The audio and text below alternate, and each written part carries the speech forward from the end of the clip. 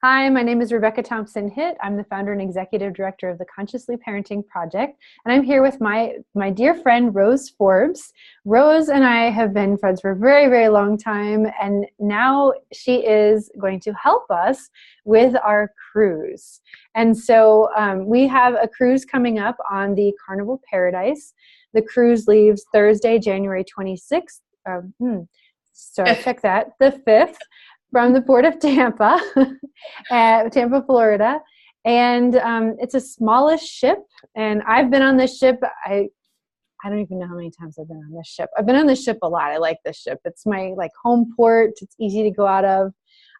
And so Rose is going to be helping us and answering some questions about cruising in general, about this particular cruise and what you can expect and the process to sign up if you're interested. So thank you, Rose. Thank you for being here.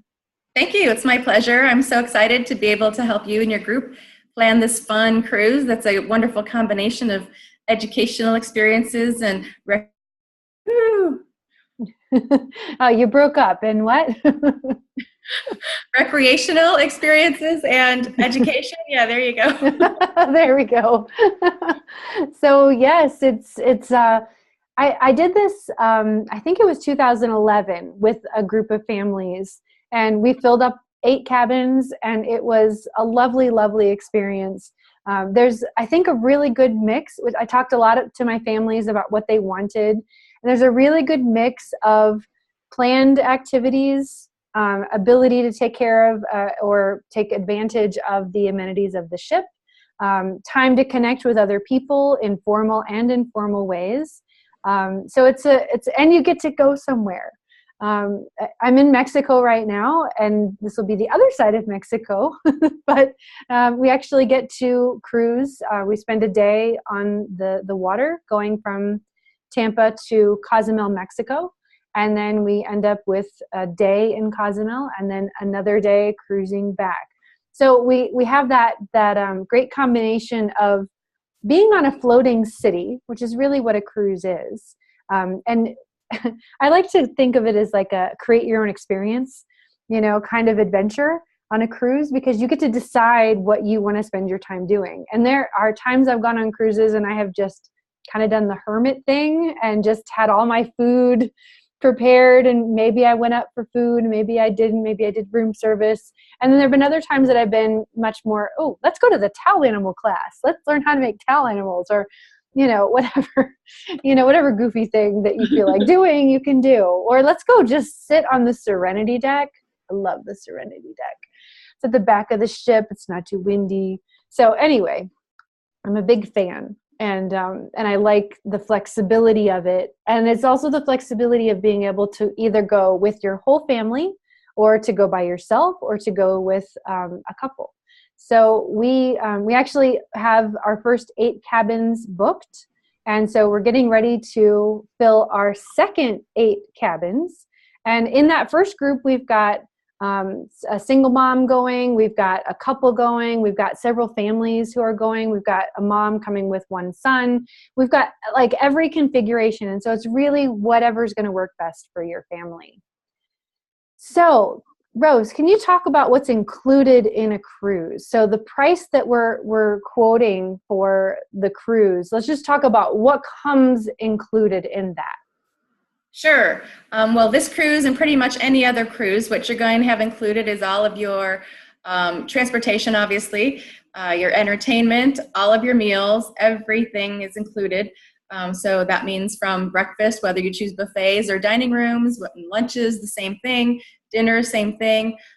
There are some specialty restaurants sometimes that are a little additional charge, but you can choose not to partake in those, or if you love doing something like that, you can do that as well. What else is included? Your port taxes and your fees, which are all part of a cruise as well. You'll have 2 times a day housekeeping service on your room, where they'll make your bed, and then they'll turn down your bed, and they'll give you sweet little towel animals on there, and probably a chocolate. And let's see what else is included. I think that's about it.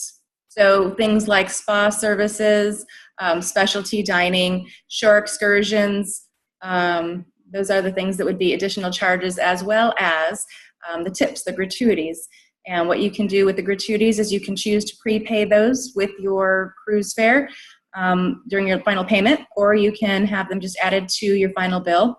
But either way, you will get charged for them. So if you're the kind of person that just loves to know how much everything's going to cost and get it all accomplished before you get on board, we can get those tips added to your payment before you get on the ship. And then there's also optional insurance that you can choose or not choose to use. And that's, I think, $49 for the insurance, and that covers you for things that are unforeseeable. So we might talk a little bit more about that in a bit. But those are the inclusives in a cruise. Mm-hmm. So you get your cabin, you get all your food, you have entertainment, you obviously get transportation, you're going somewhere. And so it's nice because it's all inclusive. So it's, like if you go on a vacation and go somewhere, there's always that, we went to that restaurant and that was more money. And, that costs more than we thought. And, I didn't realize we had to pay for that. And that's the thing I like about the cruise is that you'll know this is how much it is, and it includes everything. So what if people are on a special diet, Rose? Is that included? Special diets are included, and these days all cruise lines, in fact, have gotten very smart and very accommodating for diets that are special needs. So whether that means gluten-free, dairy-free, peanut allergies, anything that you can think of, they generally have a separate area in their kitchen that they can prepare all kinds of foods that are for people who have intolerances to anything, so that you won't have cross-contamination. Now, if you are someone that just has a bit of an intolerance that isn't that severe, the buffet is a great place to go, and you can see exactly what you're getting. But if you have much more of a medical need to have your food not contain special things, all you need to do is just let your server know in the dining room, or if you go to the buffet, you can just let a staff member know, and they are very well versed at accommodating anything that you would need.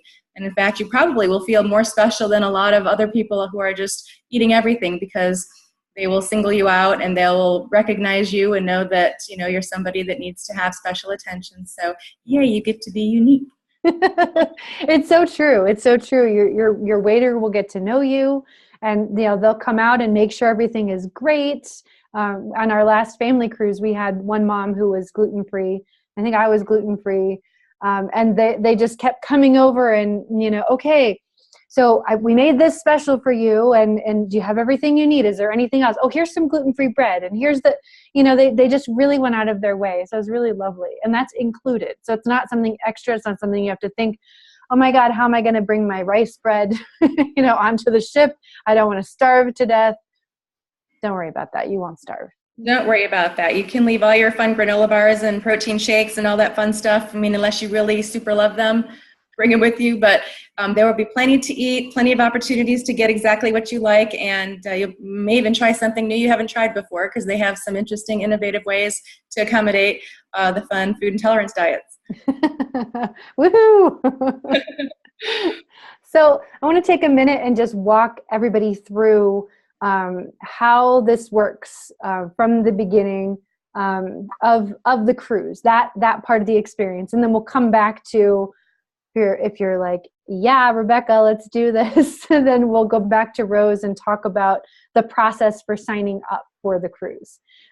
So we meet at the Port of Tampa. So obviously, if you're flying in from somewhere else, you want to be there the day before. The cruise starts boarding at noon on Thursday, and then we leave port at 4. And so don't try to fly in. If you're flying, don't try to fly in on the day of the cruise. If you get delayed, you miss the ship, there's no way to get on it. It's not like they're going to bring a helicopter out and, send you out and get you onto the ship. You've just missed it. So that really sucks. So fly in the day before. We meet in the morning, about 10 o'clock in the morning outside of the Port of Tampa. There's a bunch of restaurants. And so we'll choose a spot, and then we can meet up with one another, especially if you haven't met one another before. If you're new to the group, most of the people so far know somebody else. And if you know somebody else and you get to meet up with your friends, this is a great time. And then we'll move into the port and go through the process together. When we get on the ship, we have a little bit of time before we get into our rooms. And but you can go eat because all of the food is open, and we'll just sort of hang out together, and we'll just be mingling and have a very informal time. In the evening, after everyone is assigned to their room, and this is the time where you can go hang out on the Serenity deck. You can hang out with your family. You can hang out with people in our group. We'll eat dinner together, and all of our dinner meals will be together. And we'll need to decide whether we do the early seating or the later seating as a group. Need to think about that a little bit. So we'll all be seated together as a group in the dining room. And so that's another great time for just informal conversations. And then either before or after dinner, we'll make our own journals for our cruise experience. And whether you choose to write it in or not is up to you. But it's a nice way to just kind of be in the space together and, informally creating journals. Well, we'll bring stickers and washi tape and, all kinds of fun stuff. But it's a great time. The kids are welcome in anything that we're doing, unless I say, maybe not this one, but most of the things the kids are welcome to attend that are part of my program. We'll have informal meetings on the back of the ship, like in the evenings after dinner, after sunset. And that's just an informal time to hang out. So there's lots of times to just be with each other. On Friday, which is our first sea day, we'll have 2 time periods where we'll gather, one in the morning and one in the early afternoon. And I'm thinking that we're going to do some writing down your soul, a little bit of writing, and we're going to do some healing story circles, which are just an opportunity to talk and connect and share whatever it is that you want to talk about as a parent or as a person. It doesn't matter, whatever is relevant to you. And then we'll also have a parenting Q&A time. So where you can just bring any of your questions and just have the opportunity to talk and to share. And then if you're a part of the training, then we'll have a separate gathering just for those who are in the training to have our own in-person work that we do. So when we get to Cozumel, which will be Saturday, we're there pretty much all day. We'll be there like 8 o'clock in the morning when you wake up, or thereabouts. We'll probably be in port. And then you can either, so some people, the last time we did this, some people stayed on the ship and enjoyed the amenities. They did the spa, they got a massage, they enjoyed the pool with no one there. They made their own adventure on the port day. And then some people chose to get off of the ship and to use the cruise excursions. There are some really interesting things to see in Cozumel. And so if that appeals to you and you want to have the safety of this is a cruise sanctioned and approved trip, you can do that. There will be a small group of us, or maybe big, I don't know, who will probably rent cars and go to the other side of the island, because I've been there so many times that it's fun and it's just a totally different experience. It's more of like off the grid Mexico, and so I like that. So there will be probably a small group. We might go to the ruins or do something else like that. You're welcome to join, or you're welcome to do an excursion, or you're welcome to stay on the ship. And then the last sea day will be pretty much a repeat of the first day, where we'll be doing workshops twice during the day. We'll meet for dinner. We'll meet for dinner every day. And there'll be other informal times that we can gather. Hey, let's all meet for lunch at, whatever time in the dining room. So there'll be lots and lots of opportunities to connect. And then if you want to go off in between times and just be with your family, or just be by yourself, just, sneak away somewhere, that's fine. And there are also kids activities that are available pretty much from early in the morning until very, very, very late at night. And those are also included. I forgot that. They're also included in your cruise fare. So, and they can come and go. They can say, oh, I really want to do the Build-A-Bear workshop, which I think is an extra cost. But anyway, you have a full listing of all of the kids' programming. And so you can pick and choose, or you can send them to camp for the whole time. So it's very flexible. It's whatever your family needs. So am I missing anything, Rose? Nope, that sounds like you covered everything that would be required on what happens during the cruise. And if any of you have any questions related to the actual cruise itself, maybe you've never cruised before, maybe you have some fears about it, I'm happy to talk you through that. I've been on 58 or more cruises, like 450 days at sea. I might have a cruising addiction. I don't know. But I work with at Roseboro Travel in Florida here, and I book people on cruises all the time, and I've got some great resources if you've got any concerns about motion sickness or just being away from home, being away from your kids. And if you have questions about the workshops and that sort of thing, those you can probably direct to Rebecca. I'll probably repeat it at the end, but you can give me a call directly at 386-747-7427. And I am the point person that you'll work with for booking your cruise as well. So when it's time to make your initial deposits and your final deposits and your final payments, you'll give me a call and you'll give me all the details about that. And I will do all the administrative part of that. And so let's talk a little bit about passports. If you've been on a cruise before or know someone who has, you might know that passports are not required to go on a cruise. You can just use a certified copy of your birth certificate and your driver's license, as long as they match. If they don't match, then you need to also have something like a marriage certificate, if that's the thing that is the bridge between your two names that are different. But I highly, highly recommend that you get a passport. Passport costs about $110 for adults, I think maybe $90 for children. You've got plenty of time to get one now without any kind of expedited costs that they tack onto that if you need a rush one. Yeah. The reason that you would like to have a passport is, well, first of all, you're going to want to travel some more. Once you get out there and you see what's happening, you're going to want to be out there more. So having a passport is really smart. In the next year or two, domestic travel is going to require passports, more stringent identifications. So you will already be ahead of the game when you have one. Secondly, if anything does happen while you're in Cozumel, say you are off on this group at the other side of the island with some rental cars, and you're not on a Carnival sanctioned excursion, and you don't make it back to this ship, you are in Mexico and you don't have a passport, so you will not be getting home. The ship has left without you, and if you need to get a passport, you'll need to find the nearest embassy. And once you get to the embassy, which is going to be probably in Cancun across the sea, then you're going to have to spend probably about a week or two in a hotel, at your expense, waiting for this expedited passport to get to you and your family.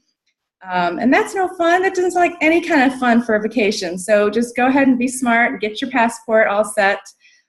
Just in the event that anything crazy happens, you will not be put in the Juzgado in Mexican jail, right? No, we don't want to do that. So passports, that's the one thing to remember. And then the other thing is insurance, kind of related to the same idea. Perhaps you are in Cozumel and you step off a curb and you break your ankle or twist your ankle or something crazy happens. I mean, who knows? Maybe your kid's something, car might hit somebody. You never know what could happen. And in that event, you will need some kind of insurance to take care of the medical part of that. Sometimes things happen on the ship too, where you need medical evacuations. That's all part of the cruise insurance, as well as things like, missed baggage and things like that. So something to consider. I usually find out that the people who are a little older than some others do always take the insurance, and then the younger ones in their 20s and 30s, they're like, I don't need that stuff. I'll be fine. I'll be fine. That stuff doesn't happen to me. But anyway, it's there for you if you need it. I highly recommend it. But it's certainly just optional.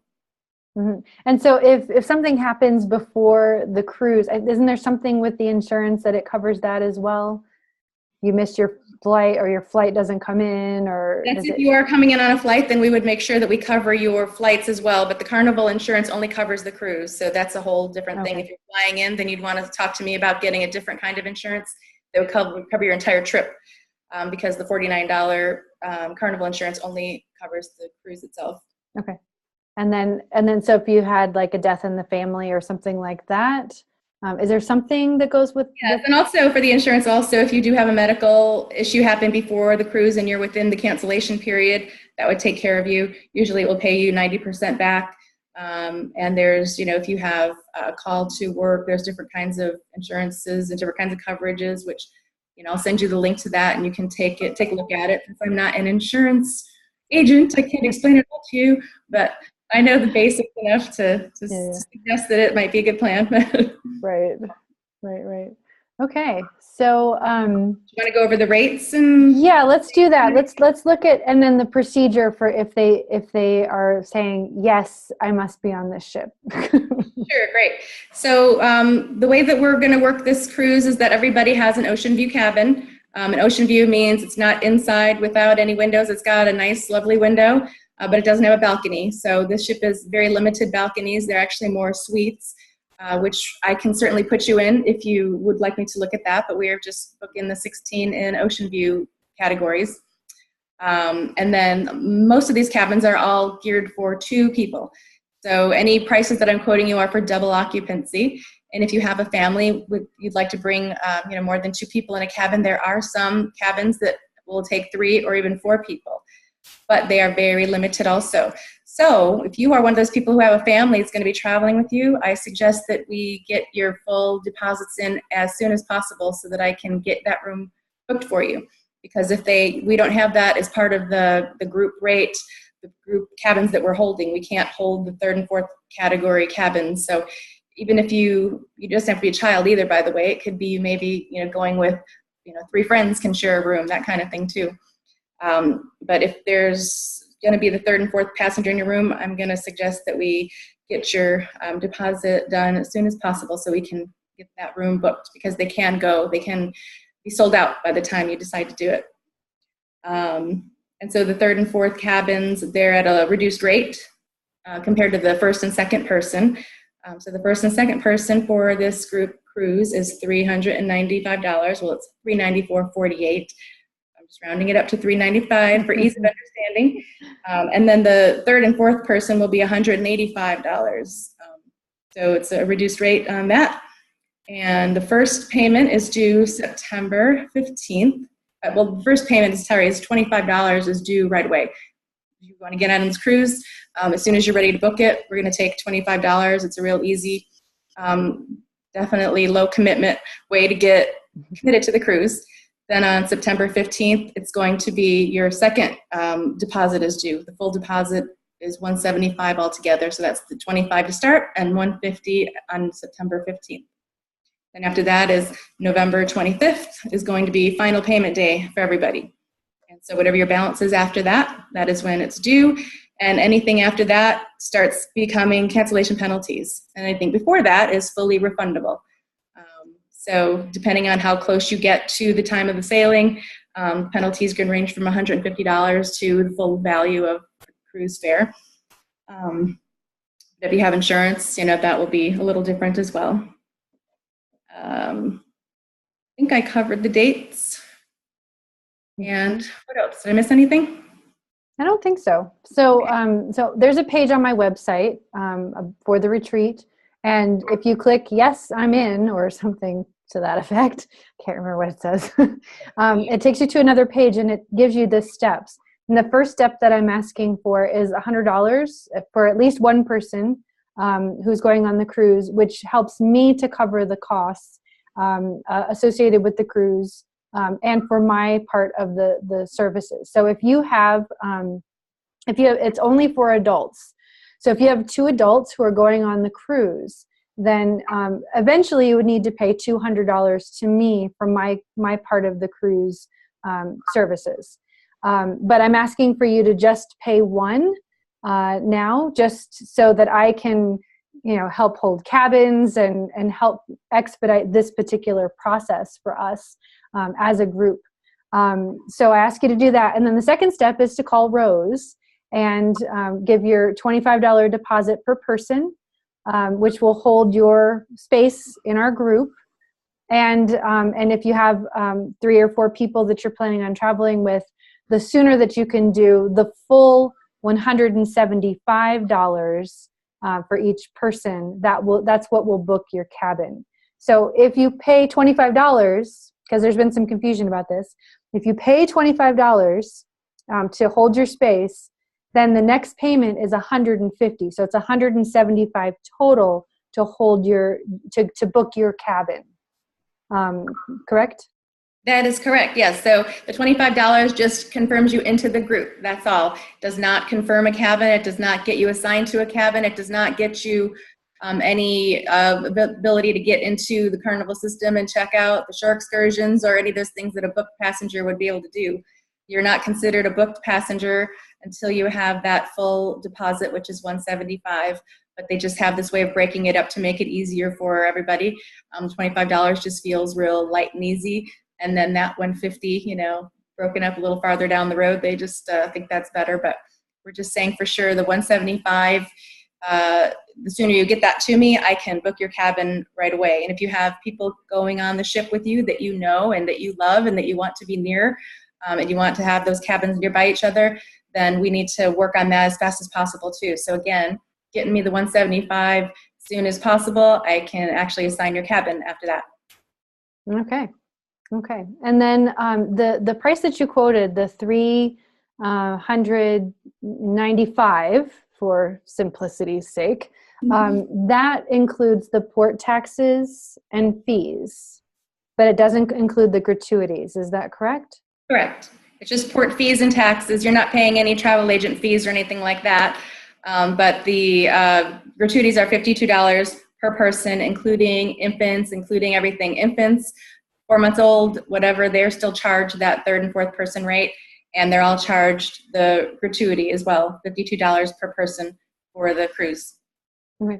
And as I recall, and I haven't looked again recently, but there are restrictions for women who are pregnant, that they're not allowed to sail after, I think it's 24 weeks. And then babies have to be 6 months on the date of sailing in order to be able to go on the cruise, is what I remember. Is that what yes, you? Yes, I think you're right. Yeah. So just, that's the other thing. If you've got little ones or you're expecting or you're planning a pregnancy, that's just something to consider. If you're more than 24 weeks, they literally won't let you sail. So just something else to keep in mind. So I think we've gone over all of the basics. Is there anything else that we're forgetting? If there is, someone will think of it and will know how to get in touch with us. So yeah, I think that we've covered it all. So hopefully you've listened to this, watched this video, and you've discovered that it's a perfect fit for you and your family, and you're ready to say, yes, I'm in. So we've got these 8 more cabins, and we would love to fill them up as soon as we filled up the first. We filled up the first 8 cabins in like 2 days. So we did. This is the first announcement of the second 8. So again, the sooner that you decide this is for you, the more chance you'll have of getting in here. And there's a chance we may be able to get into some other add some cabins, but they would definitely be at a higher price because I nabbed every single ocean view cabin in the lowest category that we can so far. So, just if you think you're going to come, let's do it sooner than later. Yep, absolutely. So thank you so much, Rose. And as Rose said, just let us know if you've got questions. If something else is coming up and you're stuck here, either call me or call Rose, or send me an email. You can't call me right now. I'm in Mexico. But you can call me. So if you want to call a United States person, you can call me. Right. 86747-7427. Rose Forbes with Roseboro Travel. Thank you so much. And we've got it on the webpage too. So lots and lots of ways to contact Rose. And we hope to see you on the ship. So thanks so much for watching.